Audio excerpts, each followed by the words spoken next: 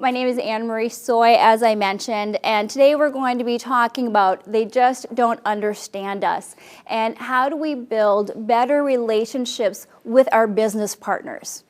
So I wanted to start off today's session by talking about some of the challenges that you have when you're working with those business partners, your business units, the frustrations you have. So what are some of the things that your businesses do to you that make you crazy? Unrealistic timetables. Unrealistic timetables. What do you mean by that, unrealistic timetables? We hired somebody, they started today, and we wonder why they don't have email. Right, they used their key fob to get in the door. You don't have a computer for them yet? You want paperwork on that? Notification? Man, you're demanding. Demanding. Okay, what are some of our other frustrations or challenges? I don't understand what your lingo. I don't understand what you're saying. Right, what you're saying. Yeah, so if they don't understand what we're saying, what do? Avoid talking to us? Okay. Usually they make fun of us. Usually they make fun of us. Anyone see Big Bang Theory? I realize he's a scientist, but there's some truth in there, right? Okay, good. What are some of the other frustrations we have with our businesses? Sometimes I don't think that they understand the breadth of things that IT is responsible for. Yeah. And that when they're asking for something, they think that we're always there just waiting for their request to come in. Right. Doing nothing else. So they don't understand the impact of their request. They don't understand the breadth of it. I don't understand why this is so hard because my 15-year-old installed wireless for us in like 30 minutes. How can it be so hard for a professional to make it available enterprise-wide? Because there are particular security concerns that need to be dealt with and infrastructure support. It's not the same thing. La la la la la. The people here that are in the security space, there's another issue of security speak and say, well, we've always done things this way. We have. And even when you have federal regulatory mandates that require certain types of behavior to be done. I've got a colleague who has been using a bunch of colorful expletives, explaining to somebody why they have to exercise their business continuity disaster recovery plan annually because it's required by federal law. And he's a retired command sergeant major, so I mean he is a colorful guy. And he has made some rather interesting suggestions what this person should do with themselves because they need. Fine, you want to get this organization in a lot of public. You want to answer to our CEO, such and such, as to why he has to pay the 7-figure fine because you wouldn't do what you're supposed to do. But I made 10 figures. What's measly 7? I mean, we have real challenges, do we not? Yeah. I mean, I am not going to pretend that our businesses make our lives easy. Now, for the number of challenges that we've talked about here, thank you for sharing that. I appreciate that. But unfortunately for you, the business has actually written a book about us. 8 things we hate about IT. Everyone feeling nice and warm and fuzzy now? Okay, here comes the beat down. Here it comes. There's only 8. Well, they condensed it. All right? This is the Cliff Notes version of 8 things we hate about IT. It was actually a New York Times bestseller. So here's what the business has to say about us. So first, IT is overly bureaucratic and control-oriented. So, we don't like that. We want what we want when we want it, right? Okay? I don't want to follow your processes. I've got stuff I got to get done. Jim, I've got money I need to make, right? Absolutely. Okay? Jean? I kind of get to Facebook. Yeah, consist of condescending techies. You have a conversation with your business, they start hearing the secure la la la la la, right? Do they care? Do they want to hear it? That's all right, you can say it. No, no. They do care if security's been breached. They care then. They do care when there's that 7-figure fine, but up until that point, they don't care. They don't want to hear it. They don't want recognize our language. Okay. Number 3, now this makes me insane about IT because IT is reactive, not proactive. Why are we reactive in IT? We have to fix broken stuff. We have to fix broken stuff. And when did they notify you about that new employee? Oh yeah, right, never. Yeah, when they walk through the door. When they walk through the door. That's why we're reactive. Well, generally, there's so much reactive stuff you have to deal with. You almost can't, you don't have time to be proactive in some cases. In some ways, you don't have time to be proactive. We're just too busy playing catch up with the business, are we not? Okay, we're going to be talking about that today. Okay, number 4, IT proposes the deluxe when good enough will do. Anyone guilty? Let me tell you, your vendors are guilty, right? And if you say no to me, who am I going to go find to say yes to me? A vendor. Someone's going to say yes to me, are they not? Yeah. So when you propose the deluxe, this is the ideal. This is how we fix it. This is how we make it 100% secure. But it costs me too much. What about when good enough will do? Now, and I would be cautious with that statement in security, okay? But there are other instances where good enough would get us by, okay? Oh, IT doesn't deliver on time, and they're never on budget. Why?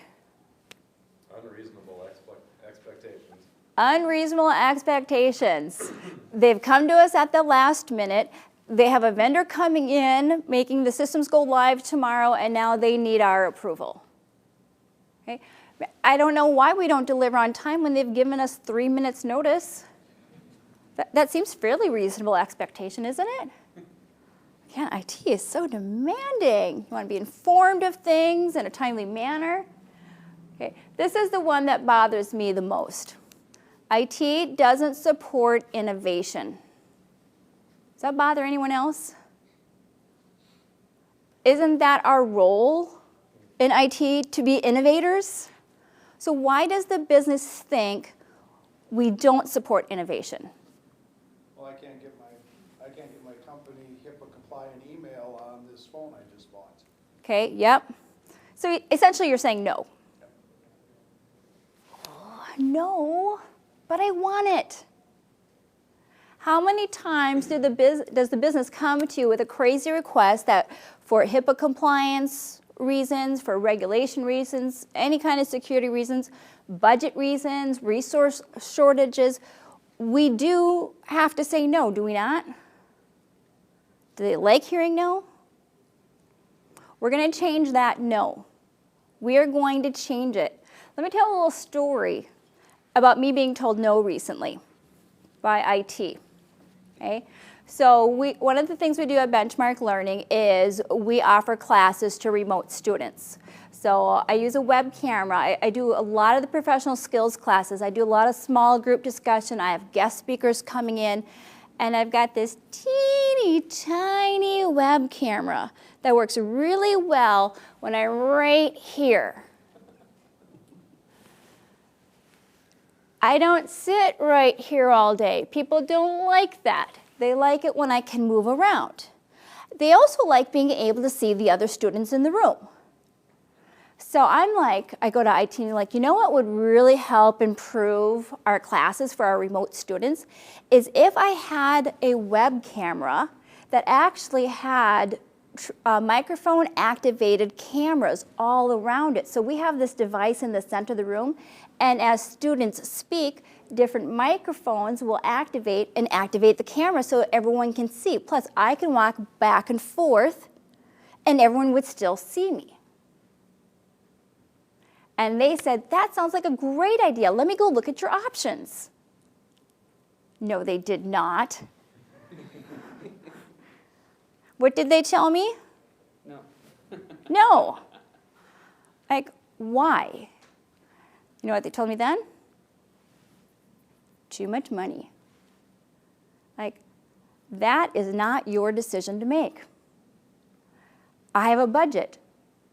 I have revenue coming in. I have expenses going out. I am responsible for my budget. Your job is not to tell me, no, it's too much money.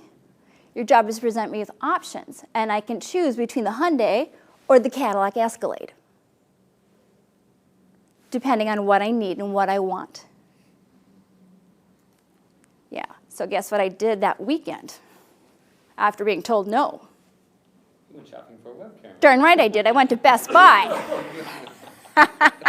That's right, and guess what I did after I bought it? You asked IT to hook it up for you. Oh, no, I know better, because then they'll bust me. No, I just installed it, and then I'll wait till it's broken, and then I don't know what happened. I am like your worst end-user nightmare, am I not? Does anyone need a triglyceride pill or anything? You're on that IT list, you know. Oh, the hit list. Exactly. I am your worst nightmare. But how many of your business customers are just like me? Most of them.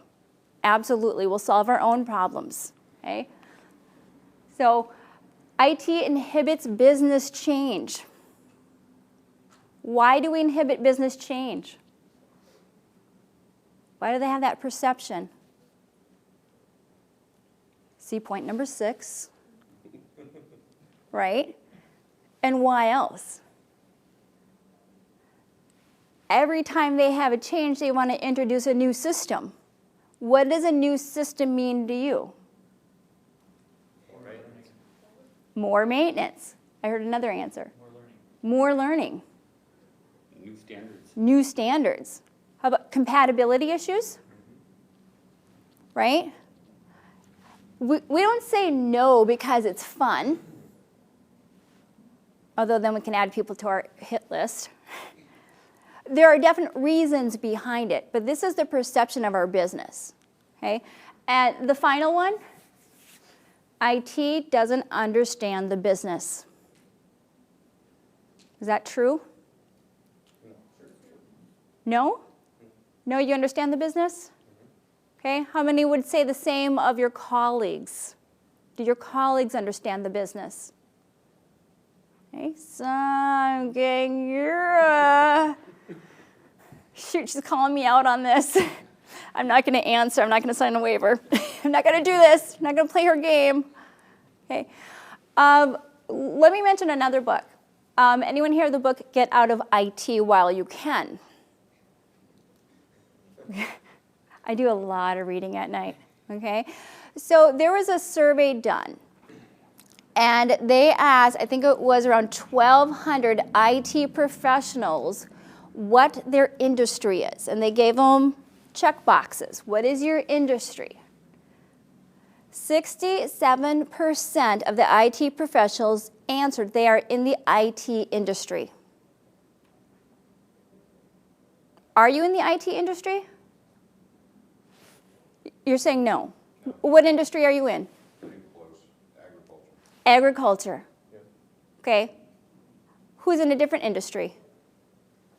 Okay, what industry are you in? Financial. Financial. Manufacturing. Manufacturing. Insurance. We are not in the IT industry, and yet 67% of our colleagues think they are. We don't understand the business nearly as well as we need to be successful. Okay, now I'm done making everyone cry. Okay, see, I told you this was the tough love part.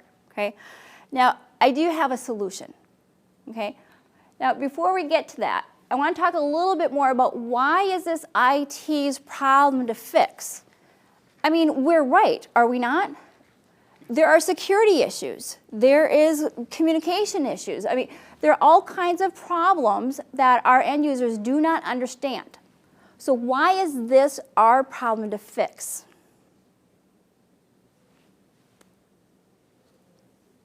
Because nobody else is gonna fix it.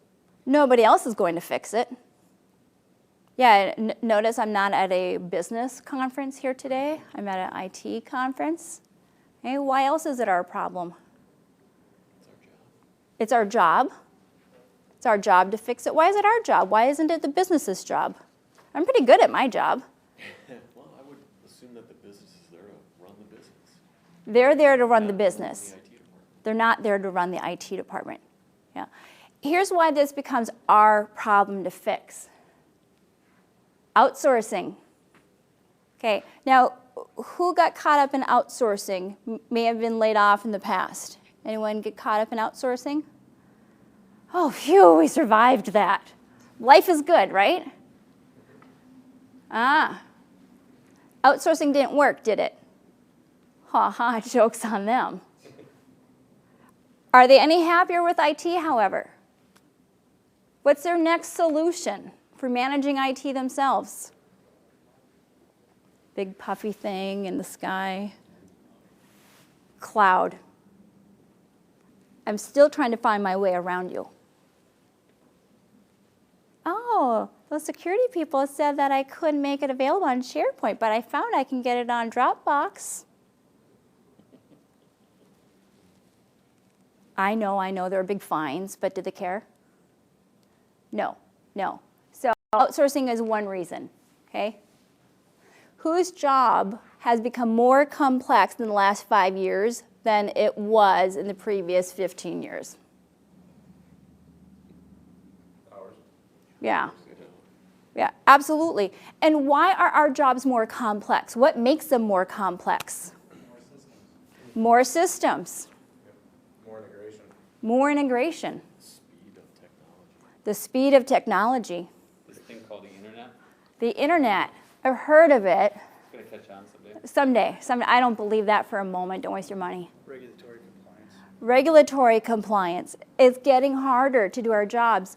And is it okay for us? Is it safe for us just to sit in the back and develop our programs, build our infrastructure, life is all good?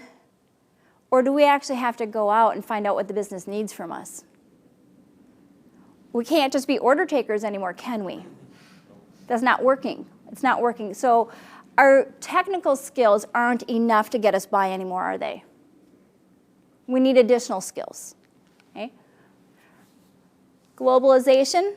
How many of you work for an organization where all of your staff are in one building?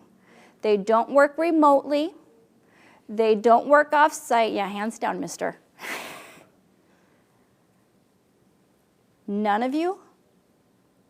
You mean, oh, one person? One person, nobody works remotely, nobody works from care. Oh, sometimes though. We're no longer in a closed system, are we? That's why we need to fix this problem. We're working in a global market. Even if it's just Caribou Coffee next door, we have to be aware of that. And finally, we have to have more relationships than ever before, do we not? Is it enough to stay within IT? The safe walls with no windows. Have we earned windows yet? I can't. No, we're still in the basement, are we not? Okay, you're still in the basement. Got out of the dungeon though. We've come up a few levels, but not by much. Okay, we have more relationships.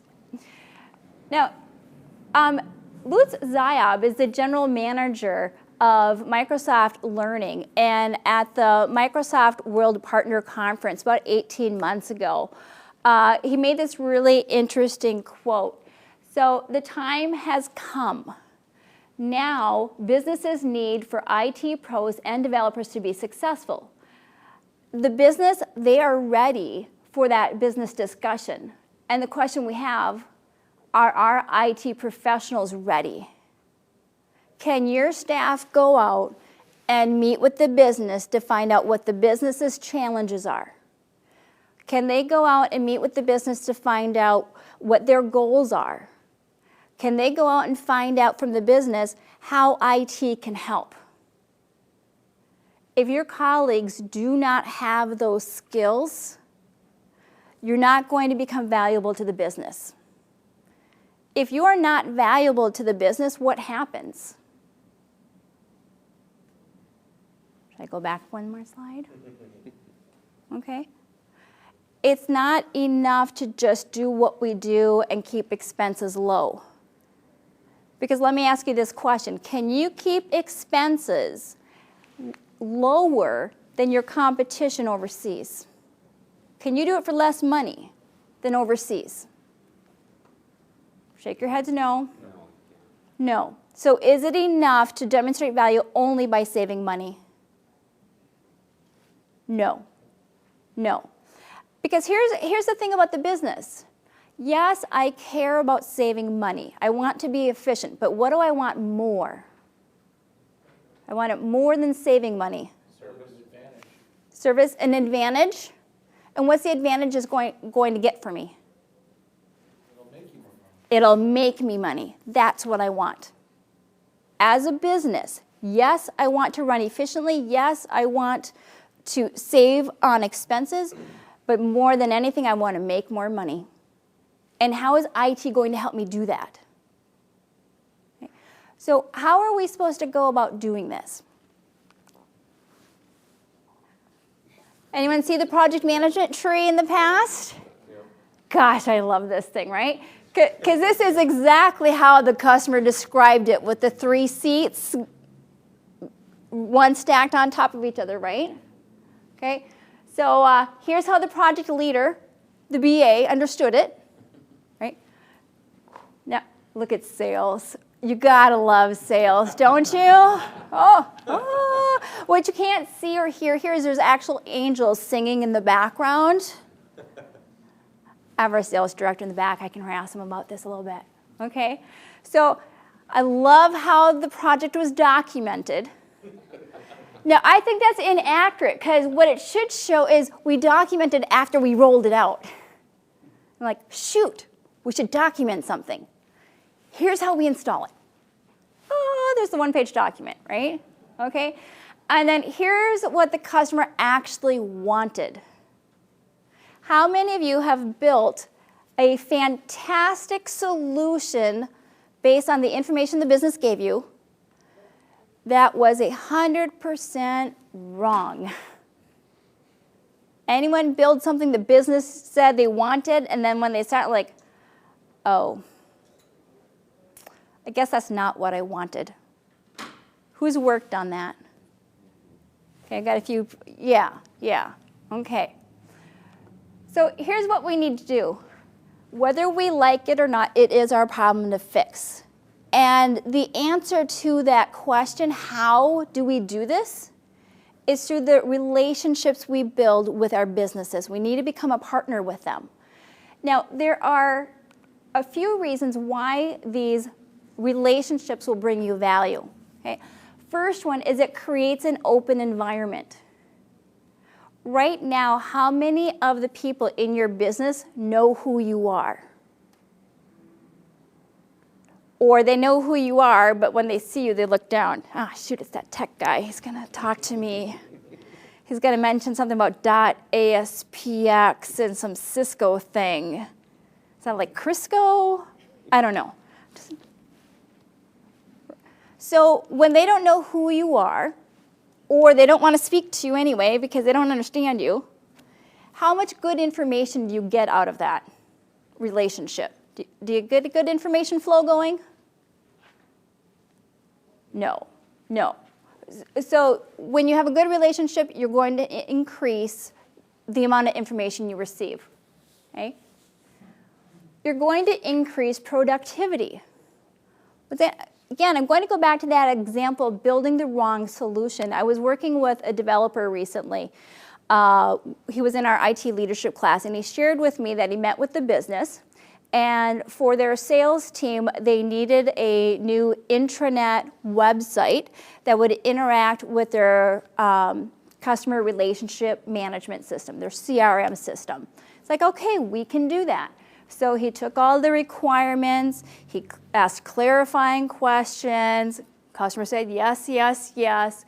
So he brought the requirements back to one of his staff people and they built this fantastic website.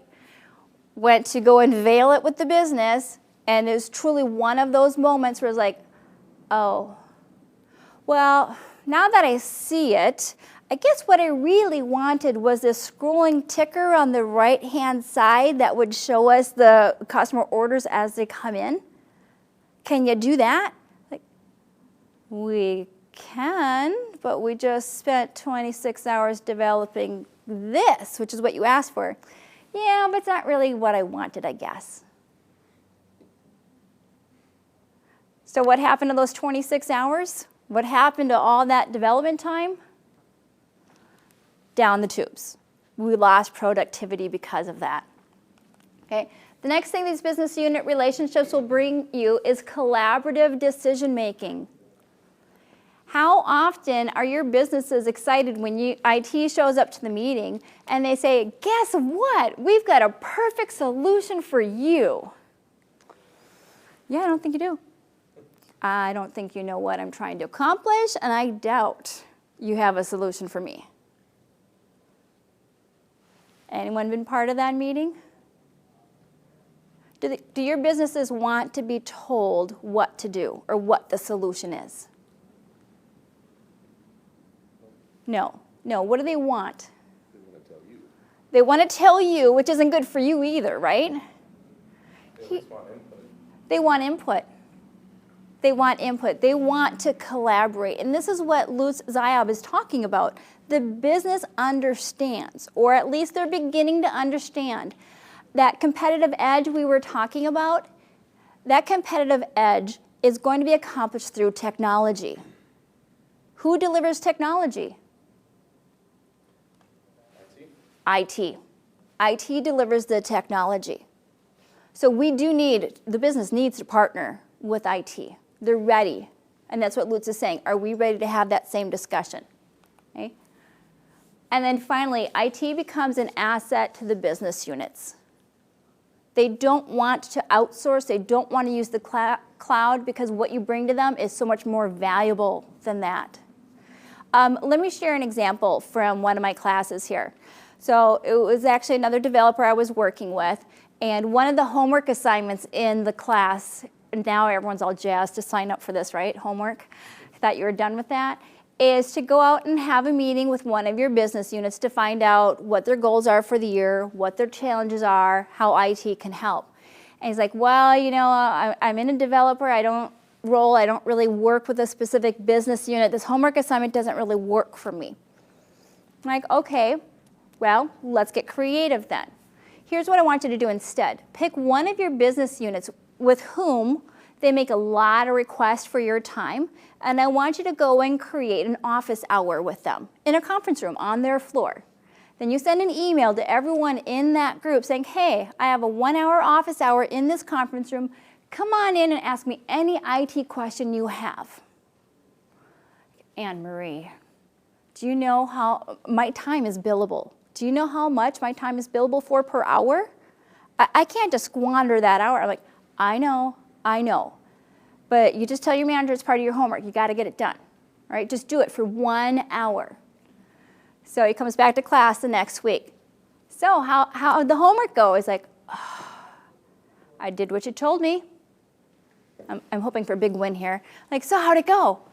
Goes, well, the controller stopped by. I'm like, that's fantastic. Had you ever met the controller before? Nope, never met her before. Like, cool, so what did you get to help her with? I showed her in Excel how to click and drag a data border so she could add another month's worth of data to her chart. Oh. Like, do you know how much time I spent with her on her reports? Like, oh, how long were your office hours there? It was, I did an hour.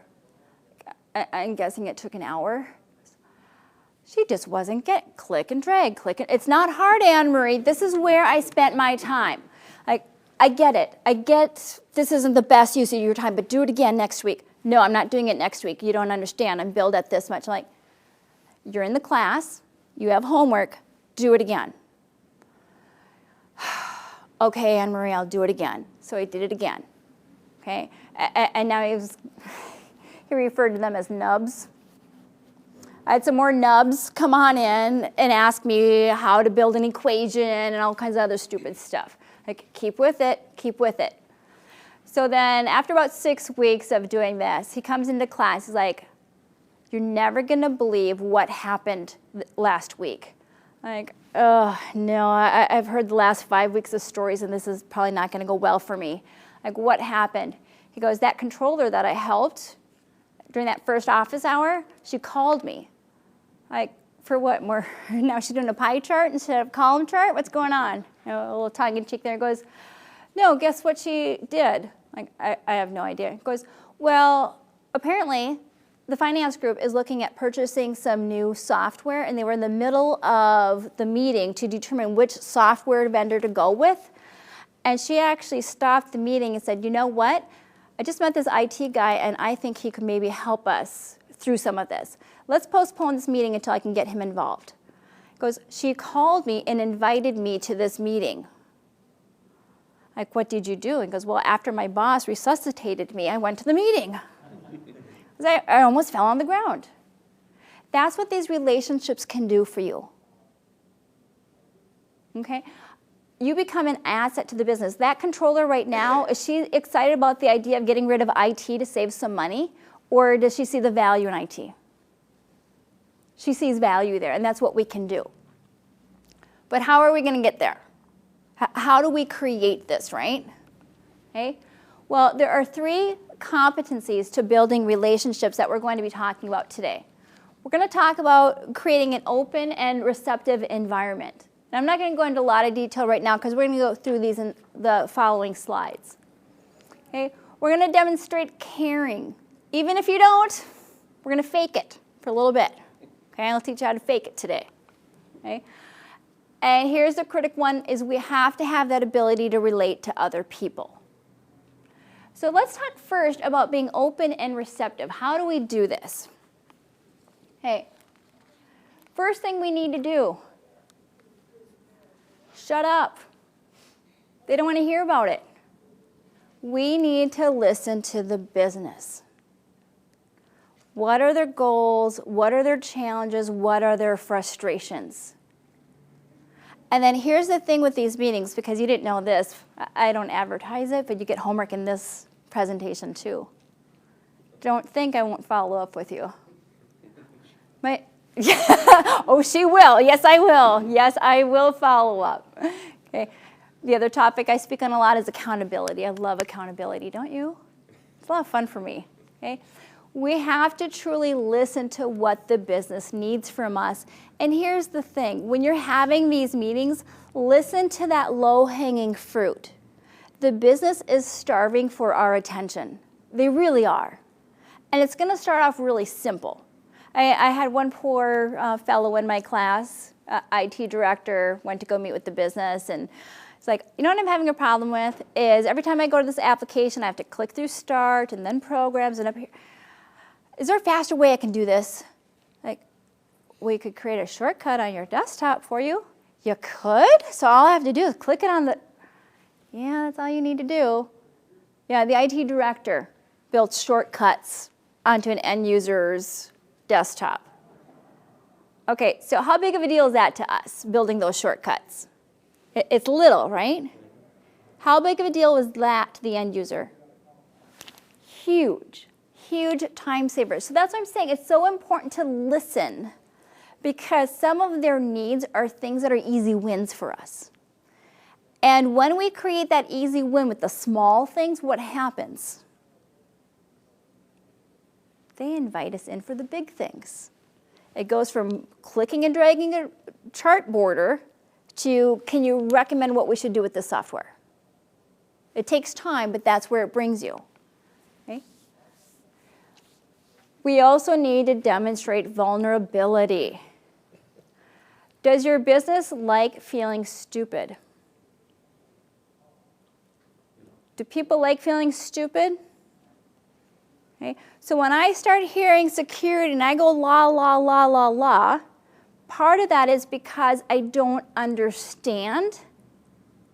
Normally I'm a fairly intelligent person, but now I'm feeling kind of stupid because I don't know what you just said to me. How many of your end users are willing to say, I don't know what you just said? Very few. You have to demonstrate your vulnerability. This is not easy stuff. This is stuff I went to school for.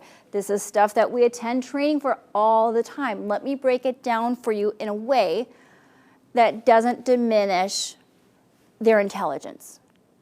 Okay? I mean, really, if I were to go into finance, how much do I know about finance? I don't even balance my checkbook. And I certainly don't do it online anymore. Little security humor there, right? Is that working for me? Yeah. I go in and I explain that I know nothing about what you do. Why would you know what I do? Let's break it down for each other. Okay? Next thing you need to use is humor appropriately. What is the best type of humor to use to put people at ease? Yourself. Self-deprecating humor gets me a long, long way. I got tons of stupid stuff I've done. I don't mind sharing that if it helps me build a relationship with someone else. I'm all for it. Because is the end result to make me feel smarter and better, or is the end result for me to build a relationship with that person and that person trust me?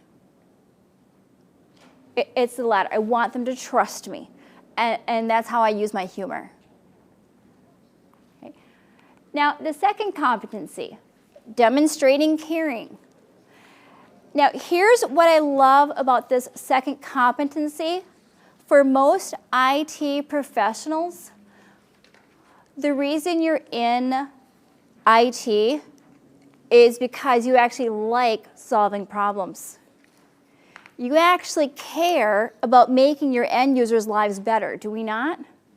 Have I misspoken, or some of you just in it so you don't have to talk to people? That's just a bonus. That's just a bonus. We all know it, right? Woo, got out of that. Isn't it truly because we want to make a difference and we know technology can help make that difference? So what I like about this second competency is that for most IT professionals, this comes more naturally to you than to others. In all honesty, showing caring is really hard for me because I'm very task-oriented. I'm very goal-oriented. I'm not necessarily really people-related. I'm just not. Get it done, crybaby. I know you don't really want to work for me. I do know how to soften it occasionally. I have to work really hard at demonstrating caring. So how do I do that? Okay. First, by being trustworthy. How do we do that in IT? How do we become trustworthy for our businesses? Proven track record, for one. A proven track record. Yeah, so how do you build that proven track record? Do what you say you're going to do. You do what you say what you're going to do. Good. You follow up. That's a big lesson. So in one of my classes, I had a student that wanted to have a one-on-one conversation. So I'm like, that's fine. I'm working from home that day. Let me give you my home phone number. You can call me and we'll chat about it. He goes, okay, I'll call you before noon. I'm like, perfect. 11:45. You've got 15 minutes, Pally. What happened to this whole discussion? We just went over it the previous week. Do what you say you're going to do. And then 11:46, what happens? Phone rings. Like, man, you are cutting it close. Like, oh, I just knew you were going to nail me on that. I just knew I had to call you before noon. We do what we say we're going to do. Okay? What's the other thing we can do to demonstrate trustworthiness? Just be there for them when they call. Yeah, be there when they call. Absolutely. I'd like to throw in a whole little thing called be honest. Don't shade the risks. Okay, don't shade what has to be done. Don't color that a bit. Your businesses will bust you on that. And if you weren't totally open and forthcoming with information, what does that do to your trustworthiness? Just waiting for the kids to bust me on Santa Claus. I just know it's coming someday. Got a few more years left. Okay, hoping I don't take a big hit in trustworthiness. You have to be careful about shading. Okay? Okay. It's demonstrating fairness. At this point, have we not been pretty beat up by the business? I mean, for Pete's sakes, they wrote a whole book about how much they hate us. Yeah, let me go show them some love. I can't wait. Heck with you. I'm gonna go back to my IT industry. Okay. In fairness, we have to dump all that baggage, and starting tomorrow, tomorrow's Friday, take tomorrow off, make it your last day. Okay, starting Monday, it's always good to start on Mondays, right? Okay, starting on Monday, dump all of that. Dump all of that baggage, let it go, and start fresh on Monday with your businesses. Okay, assume the best of them and that you can build a relationship. Is it going to be easy? Are they going to open up their arms and say, woohoo, IT's here? No, it's going to take some work there. But dump all that, oh yeah, but remember they did this and they did that and tech with that, and remember when they didn't call me about that new employee. We have to dump all of that, okay? And finally, we have to be authentic in that caring, that we do want to listen to what's bothering them and that we make it matter to us as well. The whole little 8 clicks to go to a program, that's not a big deal to us. It's a big deal to them. We do have to be authentic in that caring.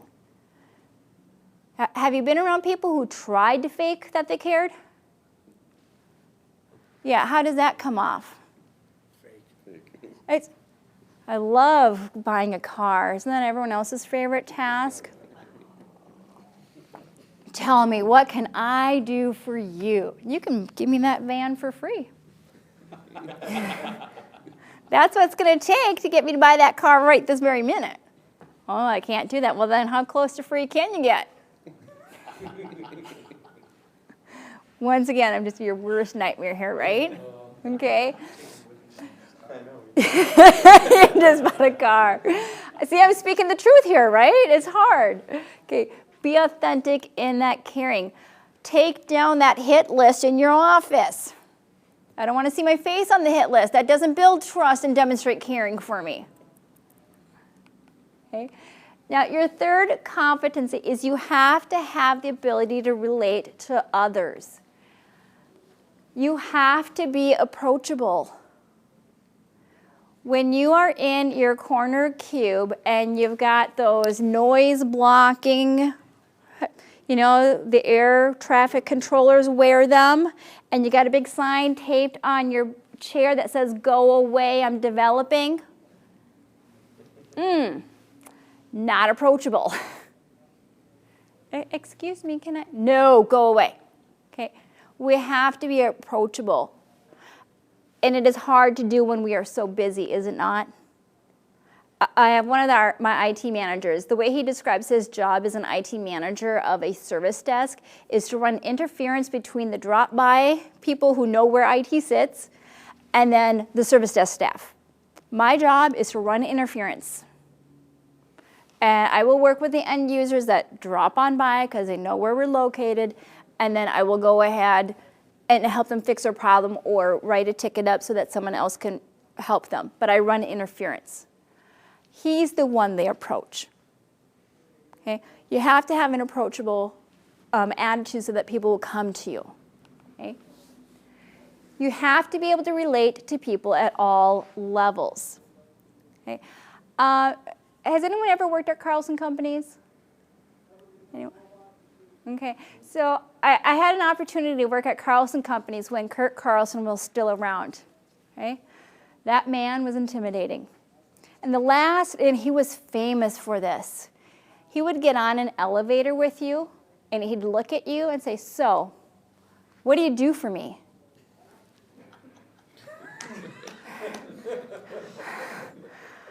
I think there's a loyalty program thing. Yeah, you saw him, you'd pretend, oh, I forgot I got to use the restroom. I'm good. I had to have the ability to relate to people at all levels, whether it's the CEO, whether it's an admin assistant, if it's someone international. I have to have the ability to relate to everyone. I'm going to give you some cues on how you can build that. Okay? The last thing you have to give people is time. They need your time to build that relationship. So let me give you an example of this. There's a CIO that I work with. He's one of our guest speakers. He is the CIO of a local accounting firm. They manage about 300 people, 300 staff. So it's a smaller office. So do you know what one of his weekly tasks is? He takes 5% of the help tickets and he physically stops by those 5 people. So it equates to about 5 people a week. He stops by their desk and says, so you had a call into the help desk last week. How'd that go? Did it get fixed? Okay. He feels that as a CIO, his job is to be out of his office 80% of the time building those relationships. His role changed from being a tech person in the back to actually going out and meeting with people. It takes an hour a week for those office hours. This takes time. If you're not willing to put time into it, you're not going to get the results that you need. And here's the other thing with time. Okay? If you don't schedule it in your calendar, how likely are you to get it done? Oh, thank you. So you're already saying no. It's not going to happen. Not going to do it. Oh, but you can squeeze it in somewhere, can't you? When I forget about it, yeah. No, you got to start scheduling this time. That'll be part of your homework after today's presentation. We're just jazzed about that homework, aren't we? Okay. So the key to building these relationships is going to be communication. So good communication with your business is going to help you understand the business. It's going to help you spread your tech knowledge and not in the geek speak. Okay, drop the geek speak. You got to speak to their language. And it's going to help you develop those relationships. So here's what I want you to practice. This is one of your takeaways today, is practice that elevator presentation. Okay? When the CEO stops you and says, so what do you do for me? Here's how you figure that out quickly. You give a short answer. Okay? You then provide evidence. This is your bullet points. And then you transition it back to the person. This is great for those drive-bys. Have you ever had a drive-by in the hallway and somebody stops you and asks, so how are things going? And so then you actually tell them like they're interested. And then you're not sure they understood, so you start saying it again but in a different way. And then you see them kind of looking at their watch, but now you don't know where to stop. They're like, okay, great, thanks. And they walk away and you're like, oh, I think I could have handled that better. Anyone been part of that drive-by? Today? With a vent? No. This set is going to help you with that. Okay? So let me give you an example of how I use this. I was new to benchmark learning about 18 months ago. And my main objective was to develop this IT leadership program. So basically, that's all people know about me is they've hired me to build this leadership program. So overall, I'm already prepared for this. What are people most likely to ask me about? Go ahead and say it. The IT leadership program, right? Okay, so I have my set prepared, and I have different sets prepared for different people. So when our president would ask me, I was like, you know, it's going well. Okay, now here, be honest. If it weren't going well, I would have said that too, but it really was going well. You know, we have our roundtables scheduled, we have the participants invited, and I've actually have most of the curriculum selected. Hey, have you had an opportunity yet to get that leadership assessment I wanted? No, he hadn't, or never did, but off topic now. Okay. But I had that prepared. Now, for my director, I had a different answer. When he asked me, how is IT leadership going? I'm like, you know, overall pretty well, but I did find a couple holes in my curriculum. I actually need $75 more so I can order some books that we can use in class. Is that okay? That's my transition. Like, yeah, sure, go ahead. You know what, take up to, $250 if need be. Oh, I do need that. I'm all over your Barnes & Noble card, by the way. I'll take that if you don't want it. Okay? Yeah, you just gave me $250 to spend on books. I'm in heaven. So my sets change depending on who's asking and what they're asking about. So think about that set the next time you have, when you go back in the office tomorrow and they say, so how was the conference? Depending on who's asking, they don't care. Right? True. It was fantastic. I learned this and that. They don't care. Give them your set. Transition it back to them, and then if they're really interested, they'll ask you another question. Oh, hey, they actually are interested. They didn't want just, yeah, it was great kind of a thing. So just highlight those 2 to 3 points for them. Okay? So here's what I want you to be thinking of, and this is in your handout. This is one of your homework assignments, is prepare a set for how does IT bring value to me? Treat this as if your business is asking you this and have a good response. Don't give them the la thing on security, okay? Okay. You have to have something better prepared. How does security bring value to them? I work on the product that prevents people from installing viruses through whatever. Whatever it is you do, break it down to their language and share. That's how you bring value to them. Okay? Now, the other thing I want you to do is practice changing your language. How many of you are guilty of the phrases on the left? Go ahead, raise them high, raise them both. Right? Okay. Instead of telling people there's nothing we can do because of HIPAA, because of regulation, I don't care, let's look at the choices. Okay. You might not be able to put your patient records in the cloud, in Dropbox, but maybe there's something else. What is it you're trying to accomplish? Let's see what other choices we have. Okay? They won't allow that. I don't know who this they is, but I just want to beat them up. Anyone else? Who is this they? They never let me have anything. Okay? Let's try something new. Okay? They won't allow this. What else can we try? Okay? Oh, I can't do that. That's against procedure. That's not within policy. That's not with the process.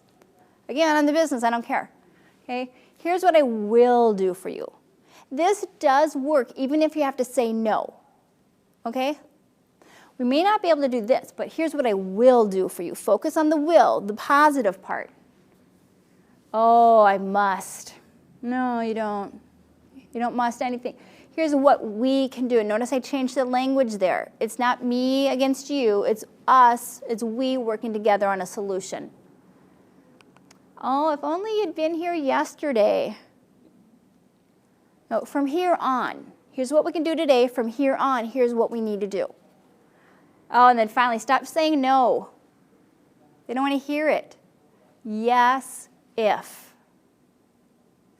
Yes, if you go to legislation and you get them to change HIPAA compliance requirements, we would be happy to put your patient records in the cloud. Okay, don't be sassy about it. But you see what I'm saying there?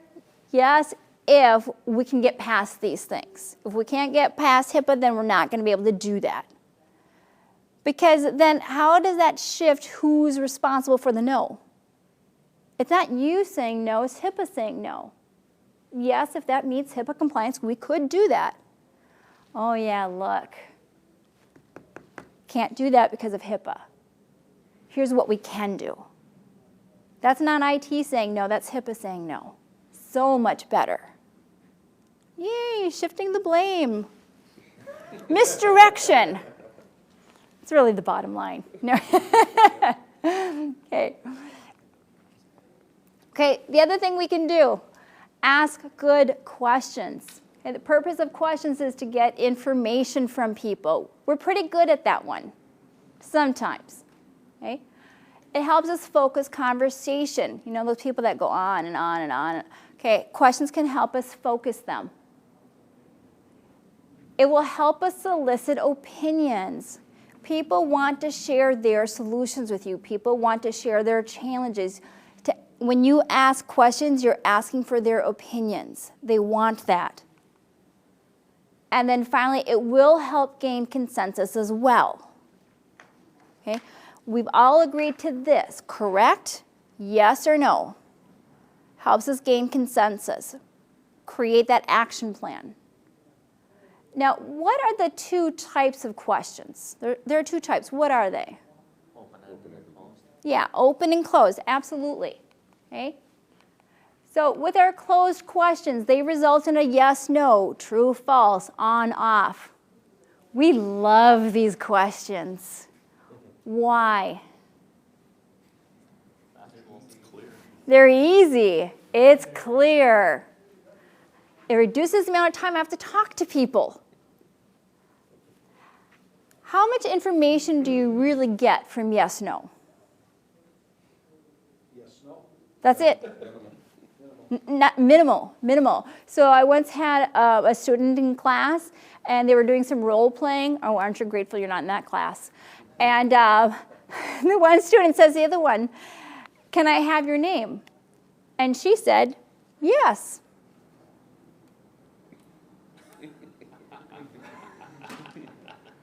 Oh, you wanted my name. You didn't ask for that. You didn't say, "May I have your name?" or "What is your name?" You said, "Can I have it?" Sure, if you ask for it. Yeah, that was a really long day for me. Okay. Don't be that student. Okay. Okay. It's the open questions that will give you the most information: the who, the what, the where, the when. Okay, even the how. Now, I missed one. Why? Why? That's because why gets its own slide. Why does why get its own slide? Thank you so much. I love you already. Yes, why is the most important? Now, how many of you have used the 5 whys? It's a 6 Sigma technique. Okay, a couple of people. Okay, this is a great tool to understand the root cause of problems. So, 1, the 5 whys will help you identify those root causes. Okay.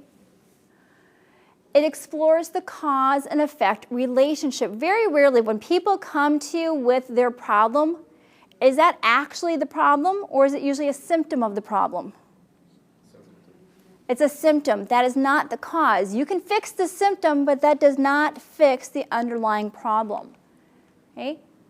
It will also help identify underlying goals.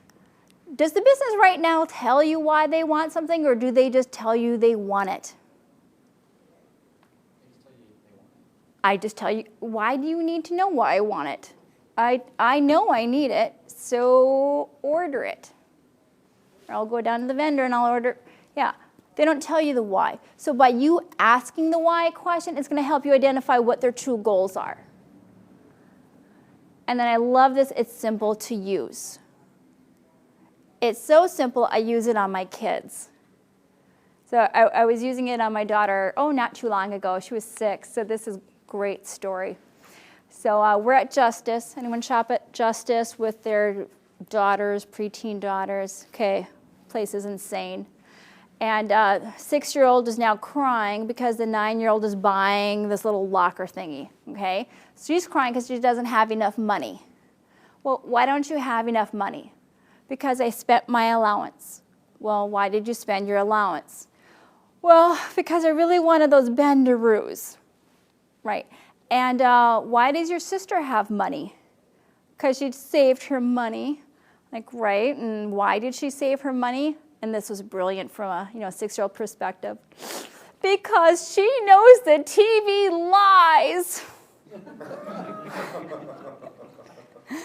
She saw the Bendaroos on TV, and I told her it was a bad idea to purchase them because it doesn't always work the same way at home. I want them anyway. It's your money. The TV lies. Yeah, now unfortunately they're on to me. It's like, I know you're doing root cause analysis, Mom. It's a little less fun to mess with them now. I got to find a new technique. So here's how you conduct the 5 whys. You write down the specific problem. Okay? You ask why the problem happened. Okay, write down the answer. Okay, if the answer doesn't provide the root cause, you ask why again. You keep looping back. Now, let me give you a work example.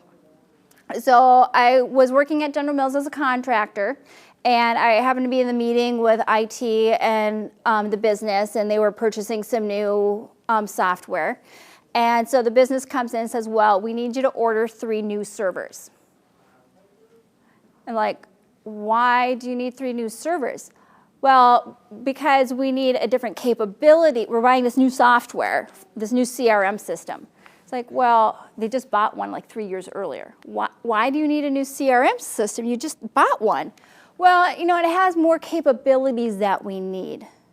Okay? Now here, change it a little bit to a what, which is fine. So what are the capabilities you need it to have? Well, we want our sales reps to be able to access their customer records from the field on iPads so they can take orders right from the field, and then they can put it in the system. Okay, well, why is that important? Well, because it gives us a competitive edge. It means we can get our product out to the client up to 2 days sooner than our competitor. Oh, so you don't really need 3 servers. You need a way for your sales reps to access the CRM system you already have so that they can put in orders and it builds a competitive advantage for us. Right, so we need the 3 servers. Well, here to find out, their existing CRM system already had that capability. It hadn't been turned on because nobody had iPads yet. They didn't need it. Ka-ching, let's save you $200,000. Woo, IT. Yeah, no, that was not the reaction.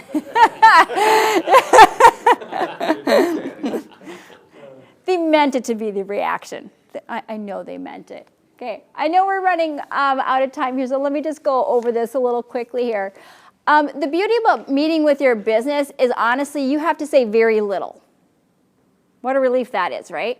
So Dale Carnegie, has anyone read How to Win Friends and Influence People? If you haven't read it yet, that's another homework assignment, okay? Fantastic book. So he had said, the people you are talking to are 100 times more interested in themselves and their problems than they are in you and your problems. Fantastic, because you don't have to say anything. You ask a few good questions and they will go on and on and on about themselves. What you need to practice is listening to that. This is what you need to do. Ask the good questions and listen. So make sure you're facing the speaker. You ever stop by somebody's office and they're typing away and you say, hey, do you have a minute? Sure, what's up? Stop typing. You can't write and listen to me at the same time. Uh-oh, there's somebody that does that, isn't there?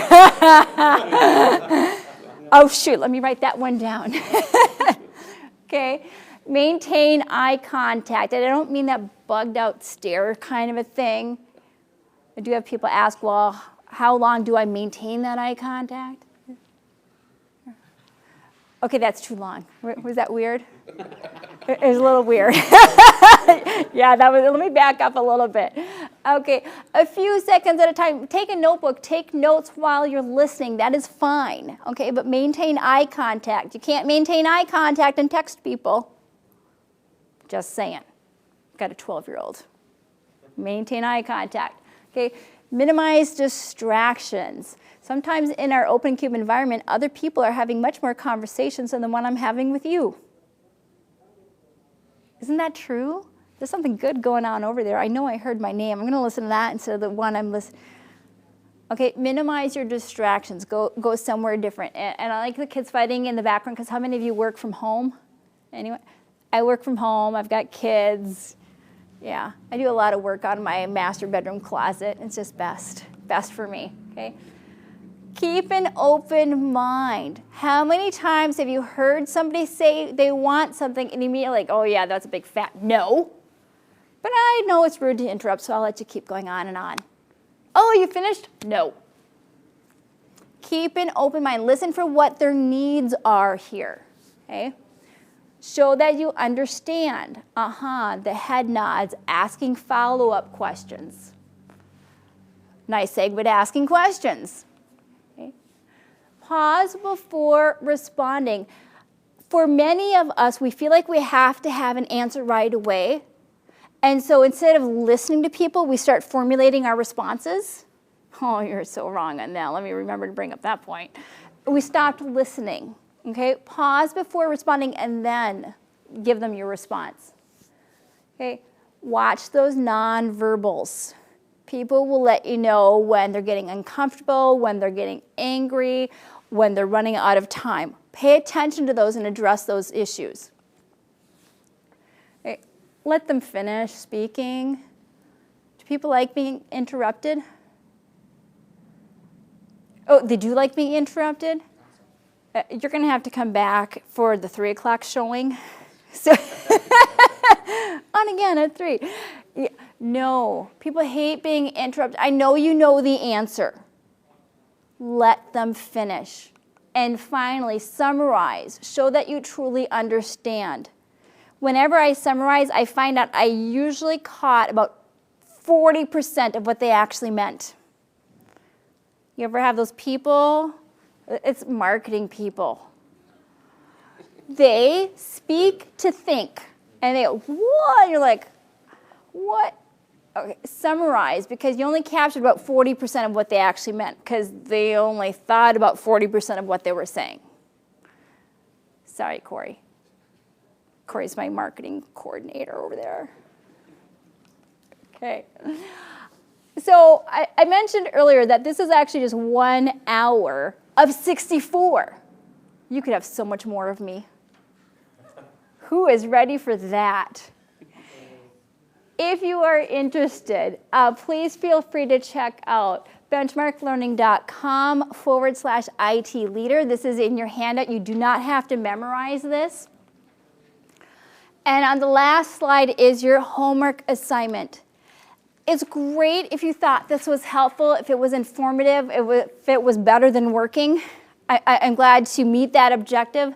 But I'd really like you to go back and do something with this. See if it has an effect. Okay? Meet with a key member from one of your businesses, someone you need to have a better relationship with. Okay? I challenge and put it on your calendar, because otherwise, what happens? You forget. Doesn't happen because you don't forget. You just don't want to do it. Oh, I'm on to you. Yeah. Okay. Okay. What are their goals for the upcoming year? What do they want to accomplish? What challenges are they facing? And then what support do they need from IT to be successful? They have an idea of what they're looking for. That's the unfortunate thing with the internet, is they can do their own research. They have an idea. They just don't know who to speak to in IT. Let that be you. So again, my name is Anne-Marie Soy. I'll be around for the next hour or so. So if you have additional questions, please feel free to stop me in the hall. I'd love to chat with you. The last thing I want to mention for you is this IT leadership program. It is $5,600. It is an 8-day program delivered over 7 weeks. Now, I mentioned that you get 63 more hours of me. That's not exactly true. I actually facilitate the program, so I teach parts of it, but then I do have guest speakers who come in. I have a couple of CIOs who speak for me. I have a business writing professional who comes in. I have personal effectiveness coaches who come in and speak. I have IT managers. I have VPs. It's not just me. You're actually going to learn from people who are actually experiencing success using the techniques I talk about in this program. It's probably been one of the biggest contributing value makers for this program. So if you look in front of you in your packet or on top of your packet, there's actually a voucher. We have a class starting next Wednesday, and then we have another class starting on November 5th. You may use that certificate yourself or give it to a colleague. Slip it underneath your manager's door maybe as a hint. Okay? If you'd like to register for either one of those classes, we'd like to offer you 35% off that class as a thank you for attending today and a thank you for your feedback. So All the information is in your packet. I'd like to say thank you so much for your time today, and enjoy the rest of the conference.